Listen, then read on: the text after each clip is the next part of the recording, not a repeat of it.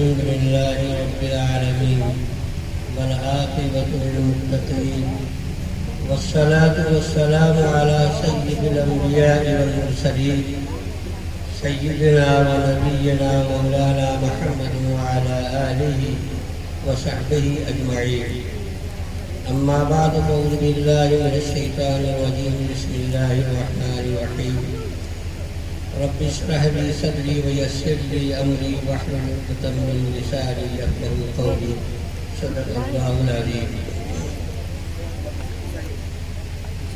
وہ معزز تھے زمانے میں مسلمان ہو کر، وہ معزز تھے زمانے میں مسلمان ہو کر، اور ہم خوار ہوئے تارک قرآن ہو کر. علماء کرام معزز حاضرین، ابھی کچھ دیر پہلے حضرت مولانا محمد عثمان صاحب سے آپ نے تفصیلی گفتگو سنی، بڑی قیمتی باتیں ہو رہی تھی. اللہ تعالیٰ جزائے خیر عطا فرمائے. سب سے پہلے تو اللہ رب العزت کا شکر ادا کیا جائے کہ محض اس کے فضل و کرم سے ہم لوگ یہاں اللہ کے کلام کی نسبت سے اکٹھا ہوئے ہیں. یہ ہم سب کے لیے سعادت اور خوش بختی کی بات ہے کہ اللہ کے کلام کی نسبت سے یہ اجتماع منعقد ہوا ہے. دوسری بات، جن بچوں نے قرآن کو اپنے سینوں میں محفوظ کیا ہے وہ بچے قابل مبارکباد ہیں. آج انہوں نے اپنا آخری سبق پڑھ کر کے قرآن کریم کو مکمل کیا ہے. یہ ان کی سعادت مندی ہے، اور آج ان کے دل کتنے باغ ہو رہے ہوں گے. اسی کے ساتھ ساتھ قابل مبارکباد مدرسہ حاضہ کے منتظمین ہیں، اساتذہ ہیں، معاونین ہیں، اور ان کے والدین اور ان کے متعلقین ہیں. اس لیے کہ یہ جو نعمت عظمیٰ ملی ہے یہ ہر ایک کے تعاون کی، دعاؤں کی، اور ہر قسم کے ان کے مدد کی، یہ ان کے مدد کا مظہر ہے. اس لیے کہ اگر یہ سارا انتظام نہ ہو تو بڑا مشکل ہو جائے گا اس نعمت عظمیٰ کا حاصل کرنا. قرآن کتنے عظیم نعمت ہے، ہم اور آپ اس کی عظمت کو نہیں سمجھتے. ابھی دیکھیے قرآن کریم کو مکمل کیا اور کر کے وہ چلے گئے. میرے خیال سے کسی نے بھی ان کو انعام نہیں دیا ہوگا اسٹیج پر. ویسے بلا کر دے دیا الگ بات، کسی نے انعام نہیں دیا. اور ابھی نعت پڑھی جا رہی تھی تو انعام مل رہا تھا. معلوم یہ ہوا کہ ذرا کچھ گا بجا لیا جائے تو اس پہ لوگوں کی توجہ زیادہ ہوتی ہے. قرآن پڑھا جائے یہ اللہ کا کلام ہے، اس کو بس یوں ہی سن لیا گیا اور کہتے بھئی حافظ جی ہو گئے. یہ ناقدری کی چیز، یہ ناقدری ہے. ہمارے دلوں کے اندر قرآن کی عظمت کا احساس نہیں ہے کہ قرآن کتنا عظیم الشان کلام ہے. قرآن اللہ کا کلام ہے. اور آپ جان لیجیے کہ دنیا کے اندر جتنے انبیاء و مرسلین تشریف لائے ہیں ہر ایک کو اللہ تعالیٰ نے ہدایت نامہ دیا ہے. کچھ مشہور انبیاء کرام ہیں جن کے بارے میں لوگ جانتے بھی ہوں گے کہ ان کو مستقلاً کتاب دی گئی ہے، کچھ کو صحیفے پمفلٹ ٹائپ دیے گئے ہیں. ہر ایک کو کتاب کہا گیا، صحیفہ کہا گیا، لیکن قرآن اس کو کلام کہا گیا. یہ کلام اللہ ہے، یہ کتاب اللہ نہیں کلام اللہ ہے. اور کلام اللہ کی صفت ہے. جیسے اللہ اپنی ذات سے ہمیشہ رہے گا، ایسے ہی اس کی صفات بھی ہمیشہ رہے گی. یہ اللہ کا کلام ہے اور اتنا باعظمت کلام ہے. اللہ تعالیٰ نے کسی کتاب کے بارے میں کوئی کتاب نازل ہوئی ہو، کوئی صحیفہ نازل ہوا ہو، اس کے بارے میں خوشی کی ظاہر کرنے کے، مسرت کا اظہار کرنے کے بارے میں نہیں کہا گیا، لیکن کلام الہی کے نزول پر اللہ تعالیٰ نے فرمایا فَبِذَلِكَ فَلْيَفْرَحُوا، خوشیاں مناؤ اس کے اوپر، یہ اللہ کا کلام ہے۔ قرآن نے خود قرآن کا تعارف کروایا ہے، قرآن نے خود قرآن کا تعارف کروایا، یا ایھا الناس قد جاءتکم موعظۃ من ربکم وشفاء لما فی الصدور۔ اس آیت شریفہ کے اندر اللہ تعالیٰ نے قرآن کریم کی 4 صفات کو بیان کیا ہے۔ قرآن اللہ کی طرف سے نصیحت نامہ ہے، اس کے اندر نصیحتیں ہیں، عبرتیں ہیں، تو ان کو پڑھ کر کے، ان کو سمجھ کر کے آدمی اپنے دل کا جائزہ لے کہ ہمارا دل اور ہمارا دماغ اور ہمارے اعضاء و جوارح، ہمارے اعمال کس رخ پر جا رہے ہیں۔ آیا قرآن نے جو آئینہ دکھایا ہے اس آئینے کے مطابق ہے یا اس کے خلاف ہے؟ یہ نصیحت نامہ ہے۔ اور فرمایا شفاء لما فی الصدور، یہ قرآن تو شفا ہے۔ چنانچہ جب کوئی بیمار پڑتا ہے، کوئی پریشانی آتی ہے، تو آدمی جاتا ہے کسی جھاڑ پھوک کرنے والے، کسی عالم کے پاس جاتا ہے، کسی حافظ قرآن کے پاس جاتا ہے۔ کیا کرنے کے لیے جاتا ہے؟ کیا دعا کرتا ہے، کچھ پھونک دے۔ پھونکنا کیا ہوتا ہے؟ قرآن پڑھ کر کے پھونک۔ اور بہت سے ایسے مواقع آتے ہیں ہمارے سامنے ہیں، اس کی مثالیں موجود ہیں، ہم دیکھتے ہیں کہ کسی حافظ قرآن نے، کسی عالم نے، کسی مولانا نے پڑھ کر کے دم کر دیا اور اس کا مرض دور ہوئے۔ یہ شفاء لما فی الصدور۔ جب قرآن کی ایک آیت پڑھ کر کے آدمی کو ظاہری مرض سے شفا مل جاتا ہے، تو جس کے دل کے اندر، جس کے سینے کے اندر پورا قرآن موجود ہو، تو بتاؤ اللہ کی حفاظت میں ہوگا کہ نہیں ہوگا؟ اللہ نے قرآن کی حفاظت کا ذمہ لیا ہے، اسی کے ساتھ ساتھ وہ صاحب قرآن بھی محفوظ رہے گا اس کی برکت سے۔ اِنَّا نَحْنُ نَزَّلْنَا الذِّكْرَ وَإِنَّا لَهُ لَحَافِظُونَ۔ اللہ نے فرمایا قرآن ہم نے نازل کیا ہے، اور کیوں نے نازل کرتا؟ وہ اللہ کا کلام ہے، اللہ کی صفت ہے۔ جب اللہ نے اس قرآن کو نازل کیا ہے اور اسی کی حفاظت کا ذمہ لیا ہے، تو جس کے سینے کے اندر قرآن ہوگا وہ کیسے نہیں محفوظ رہے گا؟ یہ تو ہمیں سمجھ میں بات آ جانی چاہیے۔ جب قرآن کی حفاظت کا ذمہ اللہ نے لیا ہے، تو قرآن جہاں رکھا جائے گا اس جگہ کا بھی اللہ تعالیٰ اس کی جگہ کی بھی حفاظت کرنا ہے۔ حافظ قرآن کی حفاظت ہوتی ہے، یہ الگ بات ہے کہ ہمارے سامنے جو صورتحال ہے وہ اس بنیاد پر ہے کہ ہم نے قرآن کو اپنے سینے میں محفوظ رکھا، لیکن اس کا جو حق تھا وہ ادا نہیں کیا۔ علامہ اقبال نے اسی کو کہا ہے، وہ معزز سے زمانے میں مسلمان ہو کر اور ہم خار میں تاریخ قرآن ہو کر قرآن کو ہم نے چھوڑ دیا، قرآن کی تلاوتیں آج نہیں ہو رہی ہیں۔ ورنہ ایک زمانہ تھا کہ صبح فجر کے بعد جس گلی میں نکل جاؤ گھروں سے قرآن پڑھنے کی آوازیں آتی ہیں۔ آج تو گھروں سے گانے بجانے کی آوازیں آتی ہیں، ہم گانے بجانے کرنے لگ گئے ہیں۔ اور علامات قیامت میں سے ایک علامت یہ بھی ہے کہ جب مسلمانوں کے درمیان خاص طور سے گانے بجانے کی عادت بن جائے گی اور گانے بجانے میں لگ جائیں گے، سمجھو قیامت قریب آ گئی۔ تاریخ اٹھا کر کے دیکھیے کہ جب تک مسلمانوں نے قرآن کو حفظ جان بنا لیا، قرآن کو اپنے سینے سے لگایا، اور سینے سے لگانے کا مطلب یہ ہے کہ قرآن کو پڑھتے رہے اور قرآن کی تعلیمات پر عمل کرتے رہے، تو وہ قوم، وہ لوگ ہمیشہ قوم لوگوں کے سردار بن کے رہے، حکومت و سیادت ان کا مقدر بن گئی، اور اس وقت تک وہ حکومت کرتے رہے جب تک قرآن کو اپنے سینے میں محفوظ رکھا اور اس کے مطابق عمل کیا۔ اور جب قرآن سے وہ دور ہونے لگے، جیسے جیسے دور ہوتے گئے، اس طریقے سے ان کی ذلت اور نقمت آتی گئی، اور ایک وقت وہ آ گیا کہ انتہائی ذلیل کو دنیا کے اندر مان جانے لگے۔ یہ قرآن اللہ کا کلام ہے، یہ ہمیں سمجھنا چاہیے اس بات کو۔ ہم تو قرآن کو بالکل چھوڑ بیٹھے، اور آج موجودہ زمانے میں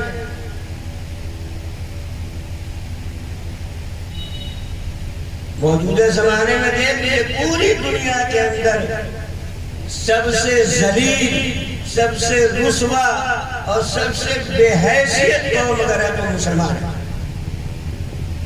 800 سال تک اسپین میں حکومت کی، خود ہندوستان کے اندر مسلمانوں نے حکومتیں کی ہیں، اور ایسے لوگوں نے حکومتیں کی ہیں جن کے بارے میں آپ تصور بھی نہیں کر سکتے۔ آج جو ہم کبھی 5 وقت کی نماز پڑھ لو اور قرآن کی تلاوت کر، جو کہاں ملتا کہاں اتنا موقع ملتا ہے، کاروبار سے فرصت نہیں ہے، رات میں دیر کر کے سوتے ہیں، صبح دیر کر کے اٹھتے ہیں، بھی فوراً جو ہے وہ تیاری کرنی پڑتی ہے، اپنی تیاری کرنی، ساری مصروفیات ہماری دنیا کے لیے ہے اور ہمیں موقع نہیں ہے۔ جن میں ایک واقعہ بتاتا ہوں آپ کو کہ ہندوستان کا ایک عظیم بادشاہ سلطان شمس الدین التمش رحمۃ اللہ علیہ بادشاہ وقت ہے، لیکن کبھی ان کی تہجد کی نماز اور عصر کی سنت غیر مؤکدہ کبھی قضا نہیں ہوئی ہے۔ چنانچہ ان کے پیر حضرت خواجہ قطب الدین بختیار کاکی رحمۃ اللہ علیہ جب انتقال فرما گئے تو انتقال سے پہلے انہوں نے ایک وصیت نامہ تحریر کیا تھا، ایک وصیت نامہ لکھ دیا تھا اور اپنے خادم خاص کو دے دیا تھا کہ جب میرا جنازہ رکھا جائے تو نماز جنازہ پڑھنے سے پہلے یہ وصیت سنا دی جائے۔ چنانچہ جنازہ رکھا گیا، ہزاروں علماء تھے، اس میں لاکھوں کا مجمع تھا، تو خادم نے کہا کہ حضرت کی ایک وصیت ہے، ذرا اسے آپ اللہ سماعت فرما لیں، اس کے بعد پھر نماز جنازہ ہوگا۔ اب سب لوگ ہکا بکا رہے، کیا بات ہے، سب متوجہ ہیں، آخر کون سی ایسی وصیت ہے جو اس وقت سنانے کے لیے کہی گئی۔ چنانچہ خادم نے لفافہ کھول کر کے پڑھنا شروع کیا، اس میں لکھا ہوا تھا کہ میری نماز جنازہ وہ آدمی پڑھائے جس کی تہجد کی نماز کبھی قضا نہ ہوئی ہو، عصر کی سنت غیر مؤکدہ کبھی قضا نہ ہوئی ہو۔ سارے علماء، سارے لوگ سے پکائے ہوئے کون آگے ہوئے، سب اپنا جائزہ لے رہے ہیں کہ جوانی جب سے جوان ہوئے ہیں، بالغ ہوئے ہیں، شریعت کے مکلف ہوئے ہیں، تو جائزہ لے رہے ہیں کہ ہماری نماز تہجد قضا ہوئی کہ نہیں ہوئی۔ اب سب جائزہ لے رہے ہیں، کوئی آگے نہیں بڑھ رہا۔ جب کچھ دیر ہو گئی تو سلطان شمس الدین التمش رحمۃ اللہ علیہ یہ کہتے ہوئے آگے بڑھے کہ اب تک تو راز تھا لیکن حضرت نے راز فاش کر دیا۔ سوچئے وہ بادشاہ وقت ہے، ان کی تہجد اور سنت غیر مؤکدہ کبھی قضا نہیں ہوئی ہے، ہم اپنا جائزہ لے لیں کہ ہماری نماز فرض نمازیں کبھی قضا ہو رہی۔ آج رسوائی اور ذلت نہیں آگے ہمارے سبق کب آئے گی؟ ہم نے کبھی ان حالات کا سنجیدگی کے ساتھ جائزہ لے لیا کہ قرآن ہماری زندگی سے نکلتا جا رہا ہے اور ہم اس کی طرف توجہ بھی نہیں کر رہے ہیں۔ آج یہ 3 بچے اس پوری بستی سے حافظ قرآن ہوئے، اپنے سینوں کے اندر قرآن کو، اللہ کے کلام کو محفوظ کیا ہے، یہ قابل مبارکباد ہے۔ آج ان کے والدین سے پوچھئے جنہوں نے رات دن ایک کر کے ان کو اس قرآن کے حفظ کرنے کے لیے فارغ کیا تھا، آج ان اساتذہ سے پوچھئے جنہوں نے رات دن محنت کر کے ان کو تیار کیا اور یہاں تک پہنچایا، آج ان منتظمین کے دلوں سے پوچھئے کیا ان کے جذبات ہوں گے، کیسے جذبات ہوں گے، وہ کیا سوچ رہے ہوں گے اور کیا ان کے دل کے اندر تمنائیں اور آرزویں ہوں گے۔ کیوں؟ اس لیے کہ یہ حافظ قرآن یہ کہاں پہنچے گا اور کہاں تک جائے گا، اس دنیا کے اندر بھی اللہ تعالیٰ نے اس کے لیے کیا احساس رکھا ہے، آپ سوچیں کہ دنگ رہ جائے گا۔ آخرت میں جو ان کو احساس ملے گا، ابھی مولانا لقمان صاحب نے کو تفصیل سے بیان کیا، میں چند ایک بات بتا دے رہا ہوں کہ حافظ قرآن کا اس دنیا کے اندر بھی احساس ہے، ہم اور آپ سمجھتے نہیں ہیں، اسی لیے ہم اس کی لاپرواہی بھی برتتے ہیں۔ سمجھے اس بات کو کہ حافظ قرآن کا اس دنیا کے اندر کیا مقام ہے۔ حضرت ابو مسعود انصاری رضی اللہ عنہ فرماتے ہیں کہ حضرت ابو حذیفہ بن یمان رضی اللہ تعالیٰ عنہ کے آزاد کردہ غلام تھے سالم مولا۔ سالم مولا ابو حذیفہ کے نامی سے مشہور ہے جس کتابوں کے اندر، ان کو امام بنایا گیا آزاد کردہ غلامی جانتے ہی ہیں، نوکری جانتے ایک ذلت کی چیز ہے۔ آج تو غلامی ختم ہو گئی ہے، اس زمانے میں لوگ غلام ہو جایا کرتے تھے، اب وہ جو چاہے اس کے ساتھ چلے، جو چاہے کام لے، وہ ایک غلام ہے۔ جیسے آج کے زمانے میں اس میں جو نوکر ہوتے ہیں، جب ان کو تنخواہ دیتے ہیں تو سارا وقت اس سے لیتے ہیں اور کام لیتے ہیں اس سے۔ تو سالم مولا حذیفہ رضی اللہ تعالیٰ عنہ ان کو امامت سپرد کی گئی۔ کیوں سپرد کی گئی؟ اس لیے وہ حافظ قرآن کو زیادہ پڑھنے والے تھے۔ آج بھی فقہ کی کتابوں میں مسئلہ لکھا ہوا ہے کہ قوم کا امام کون بنے گا؟ اقرأ القوم، قوم میں جو سب سے زیادہ قرآن پڑھنے والا ہوگا اس کو امامت کا حق ہے۔ یہ دنیا کے اندر اعزاز مل رہا ہے حافظ قرآن کو۔ اور حضرت جابر بن عبداللہ رضی اللہ تعالیٰ عنہ نے فرمایا، حدیث ہے، جابر بن عبداللہ کون ہے؟ حضرت جابر رضی اللہ تعالیٰ عنہ کے والد حضرت عبداللہ رضی اللہ تعالیٰ عنہ۔ میں مختصر کا واقعہ بتا دے رہا ہوں، غور کیجئے۔ غزوہ احد ہو رہا ہے، حضرت جابر رضی اللہ تعالیٰ عنہ اپنے باپ کے تنہا لڑکے، ان کی 9 بیٹیاں تھیں، یعنی حضرت جابر رضی اللہ تعالیٰ عنہ کی 9 بہنیں تھیں، 3 کی شادی ہو چکی تھی، 6 بھی موجود تھی۔ اور جنگ جاری ہے۔ رات میں حضرت عبداللہ رضی اللہ تعالیٰ عنہ اپنے بیٹے کو بیٹھا کر کے سمجھا رہے ہیں، ذرا ہم اور آپ اپنے دل پہ ہاتھ رکھ کے سوچے میرے اس کو۔ بیٹھ کر سمجھا رہے ہیں کہ جابر تم اکیلی میری اولاد ہو، نرینہ اولاد ہو، مجھے تم سے کتنی محبت ہے یہ تم خوب سمجھ رہے ہوگے، کتنی زیادہ محبت ہے۔ اور ہوتا بھی یہی ہے کہ جس کے ایک نرینہ اولاد ہوتی ہے ان سے پوچھے کہ ان کے دل کے اندر کیا جذبات ہوتے ہیں۔ کہا دیکھو تمہاری 6 بہنیں موجود ہیں، 6 بہنیں موجود ہیں اور اتنا قرضہ میرے ذمہ ہے، اور مجھے امید ہے کہ کل جنگ میں شریک ہوں گا تو میری شہادت ہو جائے گی۔ ایک باپ اپنے اکلوتے بیٹے سے یہ کہہ رہا ہے مجھے امید ہے کہ کل میری شہادت ہو جائے گی، تمہارے کندھوں پر 2 ذمہ داری چھوڑ کے جا رہا۔ پہلے تو یہی بات کہ اپنے بیٹے سے یہ بات کہہ رہے ہیں، کیا ان کے دل کے اوپر گزر رہی ہوئی؟ ہم اور آپ کبھی سوچ سکتے ہیں یہ بات کہنے؟ کہ جابر رضی اللہ تعالیٰ عنہ کے والد عبداللہ ان سے کہہ رہے ہیں دیکھو کل میں شہید ہو جاؤں گا اور تمہارے کندھوں پر 2 ذمہ داریاں چھوڑ کے جا رہا ہوں۔ ایک ذمہ داری یہ ہے کہ اپنی بہنوں کا خیال رکھنا، دوسری ذمہ داری ہے میرے قرضے کی ادائیگی کا انتظام کر رہے ہیں۔ چنانچہ وہی ہوا، وہ دوسرے دن جنگ میں شریک ہوئے اور شہید ہو گئے۔ چنانچہ رسول اللہ اکرم صلی اللہ علیہ وسلم حضرت جابر رضی اللہ تعالیٰ کا بہت خیال کرتے تھے، بہت خیال کرتے تھے۔ چنانچہ ان کے قرض کی ادائیگی میں رسول اللہ صلی اللہ علیہ وسلم کا زبردست تعاون تھا۔ بہرحال ایک لمبی تفصیل ہے، مجھے یہ بتایا کہ وہ حضرت جابر رضی اللہ تعالیٰ عنہ ان کی روایت ہے، فرماتے ہیں غزوہ احد کے اندر جب صحابہ کو دفن کیا جانے لگا تو قبر میں سب سے پہلے اس صحابی کو، اس شہید کو رکھا گیا جو قرآن سب سے زیادہ پڑھنے والا تھا۔ یہ مقام ہے۔ حضرت عمر رضی اللہ تعالیٰ عنہ کا زمانہ خلافت ہے۔ حضرت نافع بن حارث رضی اللہ تعالیٰ عنہ اپنے ایک غلام کو اپنے اس علاقے کا ذمہ دار بنا دیا۔ وہ گورنر تھے، انہوں نے ایک علاقے کا ان کو ذمہ دار بنایا۔ فاروق اعظم رضی اللہ تعالیٰ سے نافع یہ تم نے کیا کیا؟ ایک غلام کو سربراہ بنا دیا۔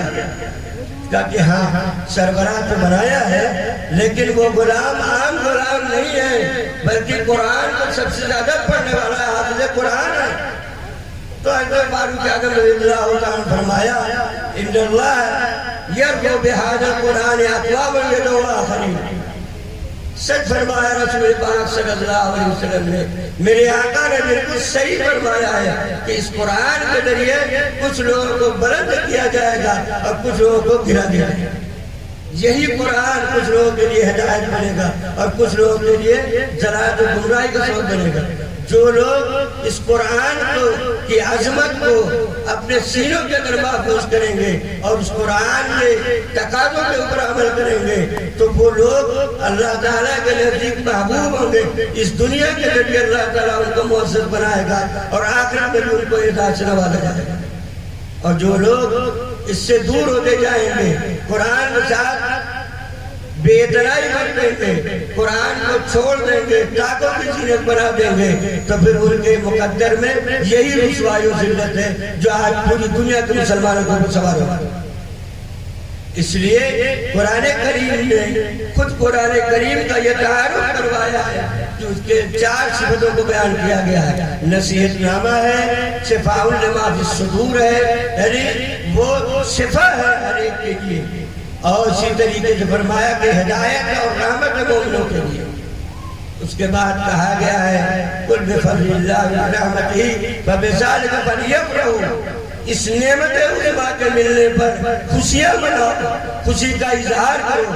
آج 3 بچوں نے قرآن کو اپنے سینوں کے اندر محفوظ کیا ہے. یہ پوری قوم کا فرض کفایہ بنا، سب کی طرف سے یہ کفایہ بن رہے ہیں. ان کا مقام آخرت میں جو ہوگا وہ تو ہے. دنیا کے اندر بھی ہم ان کا احترام کرتے ہیں، حافظ صاحب کرتے ہیں، ان کو اعزاز کے ساتھ عزت کے ساتھ ان کا نام لیتے ہیں تو دنیا کے اندر بھی ان کی عزت ہوتی ہے. اور آخرت میں تو ہے ہی کہ جنت کے اندر اللہ تعالیٰ کی طرف سے کہا جائے گا حافظ قرآن سے کہ پڑھتا جا چڑھتا جا، پڑھتا جا چڑھتا جا، جہاں تمہارا آخری ہوگا وہی تمہاری منزل. تو آخرت کے اندر پھر محشر کے میدان میں جہاں اولین و آخرین کا اجتماع ہوگا، جہاں سارے آدم علیہ السلام سے لے کر کے قیامت تک کے انسان موجود ہوں گے، ان سب کے اندر جہاں نفسی نفسی کا عالم ہوگا، کوئی سایہ نہیں ہوگا. لیکن یہ حافظ قرآن عرش الہی کے صاحب ہیں. کتنی بڑی نعمت ملی ہے، کتنا بڑا اعزاز ملا ہے. ہم اور آپ اس کی طرف توجہ نہیں کر رہے ہیں. یہ قرآن کتنا عظیم الشان ہے. اس پوری بستی سے اتنے دنوں کے بعد 3 حافظ تیار ہوئے. اس کا مطلب یہ ہے کہ ہماری طرف اس قرآن کی طرف کوئی توجہ نہیں ہماری ہونا چاہیے.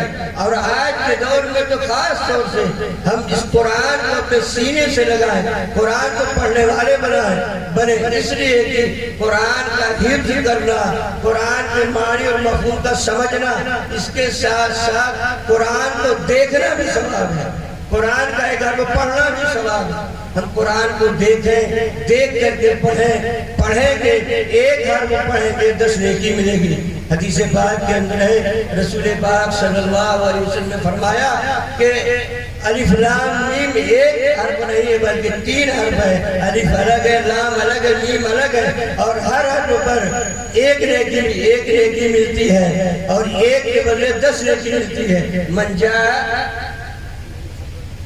اشد امثالها، ایک نیکی کام کرے گا اللہ تعالیٰ 10 گنا اس کو دیں گے. گویا کہ الف لام میم پڑھ گیا 30 نیکی اس کو مل گئی. اتنا زیادہ اللہ تعالیٰ تو دینے پر ہے، دینے کے لیے کرام لینے کے لیے تیار نہیں ہے. اس کے بعد شکوا کرتے ہیں کہ ہمارے پر ظلم کیا جا رہا ہے. اللہ تعالیٰ جگہ جگہ قرآن میں فرما رہا ہے کہ ظالم ہم پہ یوم آ رہا ہے لیس بظلام للعبید. اللہ تعالیٰ بندوں کو ظلم کرنے والے نہیں ہے، ظالم تو ہم خود ہیں.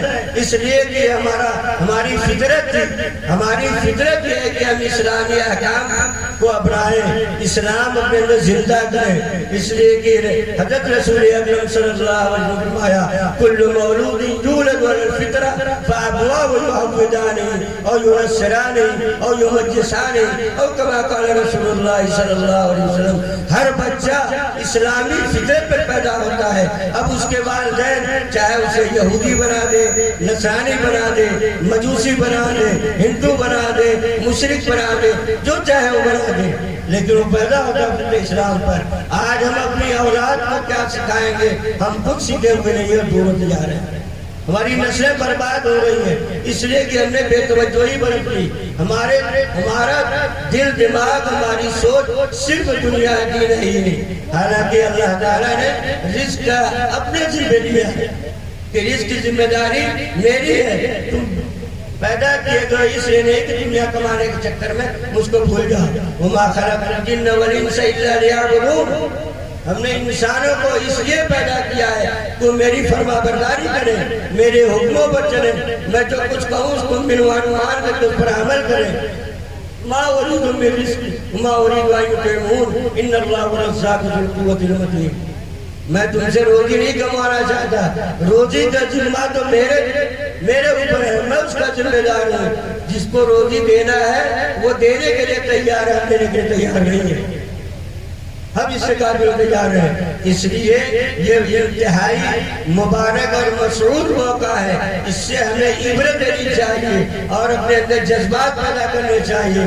جیسے ان 3 بچوں کو اللہ تعالیٰ نے اعزاز بخشا، یہ بھی دیکھ لیجئے کہ اس وقت کیا اعزاز دیا ہے۔ ان کو اسٹیج پر بیٹھایا گیا اور اسٹیج پر بیٹھ کر سب کے سامنے قرآن کی تلاوت کی اور باقی سب لوگ سامنے بیٹھے ہوئے، یہ بھی دیکھ اعزاز ہے۔ تو اللہ تعالیٰ نے یہ احساس دیا ہے، اللہ تعالیٰ دنیا کے اندر بھی احساس دیں گے اور دے رہے ہیں۔ یہ الگ بات ہے کہ ہماری سوچ نہیں ہے اور ہم اس کی طرف توجہ نہیں کر رہے ہیں۔ اس لیے اس موقع سے ہمیں یہ سبق لینا چاہیے کہ ہمیں اپنے اولادوں کو، اپنی نسلوں کو دین پڑھائیں، حافظ قرآن بنائیں، قرآن کی برکتوں سے ہمارے گھر کے اندر برکتیں آئیں، لیکن ہم سوچتے ہی نہیں۔ تو میں نے جو قرآن کو تعارف کے سلسلے میں یہ بات کہی کہ اللہ تعالیٰ نے 4 صفات بیان کیے قرآن کا تعارف میں مستقل، قرآن کے اندر بہت سارے پاروں کے اندر اللہ تعالیٰ اس کا تعارف کروا رہے ہیں مختلف انداز سے۔ اس وقت جو میں نے قرآن کی آیت پڑھی ہے اس میں جو اللہ نے تعارف کروایا ہے تو 4 چیزوں کو بیان کرنے کے بعد کہا جب یہ قرآن تمہیں مل گیا، اللہ کی طرف سے تم کو بغیر استحقاق کے دیا گیا ہے، تو اس پر تم اپنی خوشی کا اظہار کرو۔ ایسے جس کے سینے میں محفوظ ہو گیا ہے اس کے لیے بھی خوشی کا مقام ہے اور اس کے متعلقین کے لیے بھی خوشی کا مقام ہے۔ حوصلہ افزائی کرنی چاہیے، لیکن اسی کے ساتھ ساتھ میں ان عزیز طلبہ سے بھی کہوں گا کہ قرآن یہ اللہ کی نعمت ہے، یہ مل گئی ہے، اللہ کے فضل سے ملی ہے۔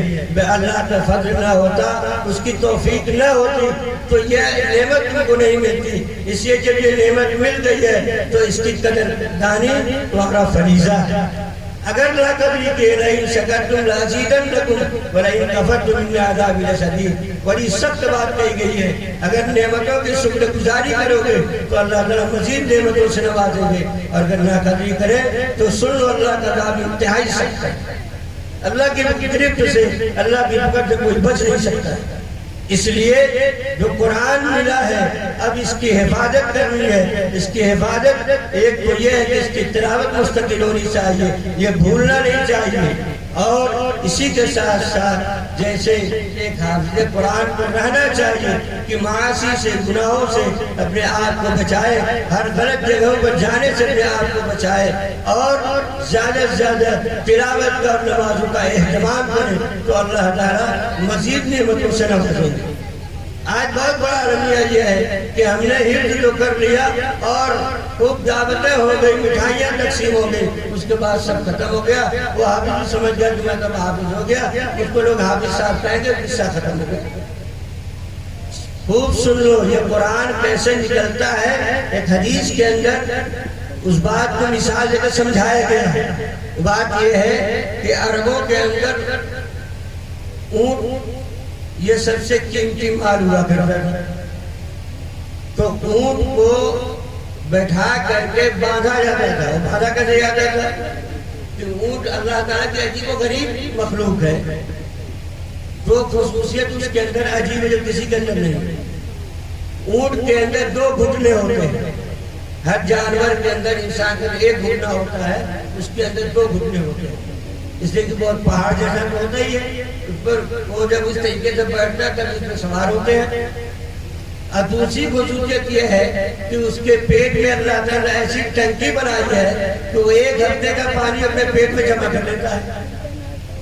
1 ہفتے تک کا پانی جمع کر لیا، اب 1 ہفتے تک اس کو پانی نہ ملے تو اندر ہی اپنا پیتا رہتا ہے۔ بہرحال یہ اونٹ ہے، اس کو جب باندھا جاتا ہے تو بیٹھا کر کے اور اس میں گھٹنے میں رسی باندھ دی جاتی ہے، اس کو عربی میں اقال کہتے ہیں۔ اقال کہتے ہیں، اس سے گھٹنے کو باندھا جاتا ہے۔ اب وہ ترقی کر کے آج بادشاہوں کے سر پہ چلا گیا ہے، ورنہ اقال اسی رسی کو کہا جاتا ہے۔ عرب کے اندر دیکھ لیجیے وہ کالا رسی ایک لگاتے ہیں رومال کے اوپر، اس کو اقال بولتے ہیں، وہ اصل یہی رسی ہے جو اونٹ کو باندھنے کے لیے بنائی جاتی ہے، اسی اونٹ کو باندھا جاتا ہے۔ تو جب اونٹ بیٹھتا ہے اور اس کا گھٹنا باندھ دیا جاتا ہے تو بیٹھا بیٹھا دھیرے دھیرے اپنے پیر کو ایسے سے ہلاتا رہتا ہے، اور جیسے رسی وہ سڑک پہ نکلی، وہ تو ریگستان کا ہوائی جہاز ہے، فوراً بھاگتا ہے۔ حدیث کے اندر رسول پاک صلی اللہ علیہ وسلم نے یہ مثال دے کر بتایا ہے کہ حافظ قرآن کے دل سے اگر ناقدری کی تو ایسے قرآن بھاگتا ہے جیسے یہ اونٹ اپنے اقال سے چھڑا کر کے ریگستان میں بھاگتا ہے، اس سے بھی زیادہ تیزی کے ساتھ قرآن سے نکل جاتا ہے۔ نعمت ہے، نعمت کو حاصل کیا ہے، اس کو مانگا ہے اللہ سے، اللہ نے مانگنے پر دیا ہے تو اس کی حفاظت ذمہ داری بھی ہے۔ اس لیے کہ جب جو چیز اللہ کی طرف سے ملتی ہے اگر ناقدری کیا تو ویسی چھین لے جاتی ہے، تو جیسے ملنے پر عزت ملتی ہے ایسی چلے جانے پر ذلت بھی ملتی ہے۔ آج ہم اپنے معاشر ماحول کا جائزہ لے لیں تو پوری بات سمجھ میں آ جائے گا۔ بہرحال وقت زیادہ ہو چکا ہے، میں آخری بات کہہ کر ختم کر رہا ہوں اپنے گفتگو کو۔ آج ابھی جیسا کہ مولانا نے محرم الحرام کے سلسلے میں تفصیل کے ساتھ بیان کیا، میں ایک بات کہنا چاہتا ہوں، وہ یہ ہے کہ یہ ایک تہوار کے طور پر سب لوگ مناتے ہیں 10 محرم الحرام کا، بلکہ پہلی محرم الحرام سے اس کی تیاری ہو جاتی ہے، اور اس میں سب شریک ہیں، سب جو ہے غلط جانتے ہوئے بھی اس میں شریک ہو جاتے ہیں، اور ڈھول تاشا بجتا ہے، تعزیہ ہوتا ہے۔ میں ایک بات پوچھنا یہ چاہ رہا ہوں، آپ لوگ بھی غور کیجئے کہ یہ غم کا موقع ہے یا خوشی کا موقع ہے؟ ہر ایک یہی کہے گا کہ سیدنا حسین رضی اللہ تعالیٰ عنہ کی شہادت کا موقع ہے تو غم کا موقع ہے۔ میں اس پہ ایک بات یہ پوچھ رہا ہوں، یہ بتائیے آپ کو اپنی اولاد سے محبت ہے کہ نہیں؟ بلا شبہ محبت ہے۔ آپ کو اپنے والدین سے محبت ہے کہ نہیں؟ کون کہے کہ محبت نہیں ہے؟ اپنے بھائیوں سے، اپنے گھر والوں سے، ہر ایک کو اس کی حیثیت کے اعتبار سے محبت ہے، بلا شبہ ہے، کوئی نہیں کہہ سکتا محبت نہیں ہے۔ ماں باپ سے محبت ہے، بہن بھائی سے محبت ہے، اور رشتہ داروں سے محبت ہے، اپنے اولاد سے محبت ہے۔ اسی طریقے سے کہیں زیادہ ہمیں محبت اہل بیت سے ہونی چاہیے، یہ ہمارا جزو ایمان ہے۔ اگر ہمیں اہل بیت سے محبت نہیں ہے تو ہمارا ایمان کا جو نہیں ہے کہ ہمیں رسول اللہ صلی اللہ علیہ وسلم سے محبت کے ساتھ ساتھ آپ کے اہل بیت سے بھی ہمیں محبت کرنا ہے۔ محبت لازمی چیز ہے، اگر محبت نہیں تو پھر ایمان نہیں ہے، تو ایمانی چیز محبت ہے کہ محبت ہے۔ اب آپ یہ بتائیے کہ آپ کے کسی اولاد میں سے کسی کا، یا آپ کے بھائی میں سے کسی بھائی کا، بہن کا، اسی طریقے سے آپ کے والدین میں سے کسی، ماں باپ میں سے کسی ایک کا انتقال ہو جائے تو کیا آپ ڈھول تاشا بجائیں گے؟ وہی بتائے کسی نے اب تک کیا ہے کہ اپنے کسی عزیز رشتہ دار کے انتقال پر اور اس کا جب جنازہ لے کے جا رہے تو ڈھول تاشا بجایا جاتا ہے؟ کیوں؟ اس لیے کہ جو دنیا سے جا رہا ہے اس سے ہمارا ایک خاص تعلق ہے، محبت ہے، اور اس کے جانے کا ہمیں غم اور صدمہ ہے، اور غم اور صدمے کے موقع پر ڈھول تاشا نہیں بجایا جاتا۔ اگر کوئی بجا دے پورا معاشرہ، پورا علاقہ ٹوٹ پڑے گا اس کے اوپر، تم نے یہ کیا ظلم کیا ہے کہ تمہارا باپ دنیا سے چلا گیا اور اس میں تم خوشی منا رہے ہو، ڈھول تاشا بجا رہے ہو؟ کوئی نہیں سدھرے گا۔ اب بتائیے اہل بیت حضرت حسین رضی اللہ تعالیٰ عنہ جو ہماری عقیدتوں کا مرکز ہے، نواسہ رسول ہیں، آپ ہمارے آقا صلی اللہ علیہ وسلم کے خانوادے کے ہیں، آپ سے ان کا رشتہ ہے، ہمیں ان سے محبت ہے، اور آج ان کی شہادت کا موقع ہے تو ہمیں بظاہر غم ہو رہا ہے، اور اس غم میں ہم جو ہے ڈھول تاشا بھی بجا رہے ہیں۔ حالانکہ یہ بات بھی نہیں ہے، وہ تو دنیا سے گئے ہیں ایک شہادت پائے ہوئے، اور شہادت شہید کو مرتا نہیں ہے۔ وَلَا تَقُولُوا لِمَنْ يُقْتَلُ فِي سَبِيلِ اللَّهِ أَمْوَاتٌ بَلْ أَحْيَاءٌ وَلَكِنْ لَا تَشْعُرُونَ۔ شہید مرتا نہیں ہے، مت کہو تم، یہ قرآن کہہ رہا ہے کہ تم کو مت کہو تو مردہ ہے، بلکہ کہو وہ زندہ ہے، اللہ کی طرف سے ان کو رزق دیا ہے، تاکہ تمہیں یہ چیز کا شعور نہیں ہے، تمہیں پتہ نہیں ہے۔ یہ تو ایک نعمت عظمیٰ ملی ہے۔ صحابہ کرام رضوان اللہ اجمعین تمنا کرتے تھے، چنانچہ غزوہ احد کے اندر جو صحابہ شہید ہوئے ہیں ان کی تمنا تھی کہ ہم بھی، اس سے کہ غزوہ بدر میں جو لوگ شہید ہوئے تھے، رسول پاک صلی اللہ علیہ وسلم نے ان کے فضائل و مناقب جو بیان کیے ہیں، تو صحابہ کی تمنا تھی کاش ہمیں کوئی موقع مل جاتا کہ ہم بھی شہید ہو جاتے۔ تو شہادت ان کی تمنا تھی، غزوہ احد کے اندر وہ شہید ہوئے۔ تو شہید تو مرتا نہیں، پھر اس کا غم منانا یہ تو بے عقلی کی بات سمجھ آ رہی۔ زندہ آدمی کا کوئی غم مناتا ہے، اور اگر غم ہی کی چیز ہے تو پھر اس میں ڈھول تاشا کیسا بج رہا ہے؟ یعنی یہ معلوم یہ ہوا کہ آپ نبی اس کو تسلیم نہیں کرتی ہے۔ آخری بات یہ ہے کہ جو لوگ یہ کام کرتے ہیں وہ تو کرتے ہیں، ہم لوگ اس میں شریک ہو کر کے ہم بھی اسی میں شامل ہو جاتے ہیں۔ قاتل کی معاونت کرنے والا، قاتل کی مدد کرنے والا بھی قاتل ہے۔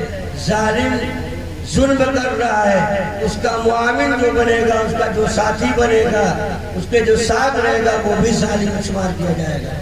اس لیے اگر ہم ان کی مجلسوں میں جاتے ہیں، ان کے میلوں میں جاتے ہیں، تو ہم بھی اتنے ہی درجے کے گنہگار ہیں۔ اس لیے ہمیں ان چیزوں سے بچنا چاہیے۔ اللہ تعالی ہم سب کو توفیق عطا فرمائے۔ آخر میں پھر ان بچوں کو بھی اور مدرسے کے اساتذہ اور منتظمین کو بھی مبارکباد پیش کرتا ہوں کہ اللہ تعالیٰ نے ان کی محنتوں کو قبول فرمایا ہے۔ اللہ تعالیٰ مزید اور کام لیں، اخلاص کے ساتھ کام کرنے کے لیے ہم سب کو توفیق عطا فرمائے۔ وآخر دعوانا الحمدللہ رب العالمین۔